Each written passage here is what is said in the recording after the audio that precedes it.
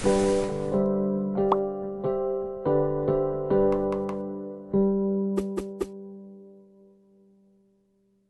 guys, my name is Ed and welcome to Team Lucid Dream. It's my turn for the dream vlog today, so I'm just going to get straight into it and talk to you about a dream that I like to call SimCity Advanced. Now, I know at the beginning of this that my mum has bought me a new computer game, and it seems to be the same sort of setup as the SimCity game.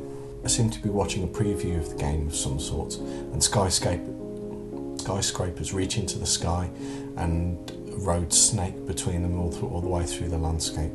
I watched the cars for a while and I can already see that the roads are different colours, and this road is blue, and it seems to be made of some sort of ice because the cars are going along the road and they're slipping and slewing all the way along the tarmac. I pick out one car in particular and it looks as though the driver of the car is using the ice as some sort of as a power slide as he puts the car into a spin, slides through the middle central reservation, almost like he's doing a handbrake turn, and he joins the carriageway travelling in the other direction. I get bored of watching the cars and I travel along the motorway, still seem to be floating above everything, almost like I'm looking down on the map, and I follow the roadway through a set of mountains. It seems to take a bit of time to almost load, almost like there's a fog of war that's descended over the map, and I haven't quite reached far enough in order to see the rest of the road.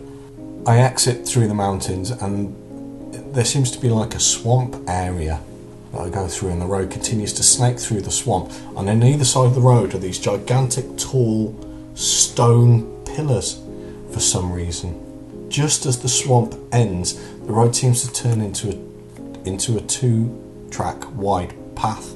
It forms a snaking path around a gigantic lake, but it stays on the same level as the swamp. The scenery finally finishes loading and I can see the snow-topped purple mountains in the distance. The edge of the lake is absolutely crystal clear and blue, and just off to the side I can see this gigantic weeping willow tree, and with the sun rising behind it, the scenery is just absolutely staggering. Just to the side of the tree there's a supply dump, and I exclaim to myself, that must be Vimto, they go for about $60 a can. My mum chimes in at this point, obviously she's watching me playing this game, and she goes, $60 a can? That's an absolute rip-off! I agree with her.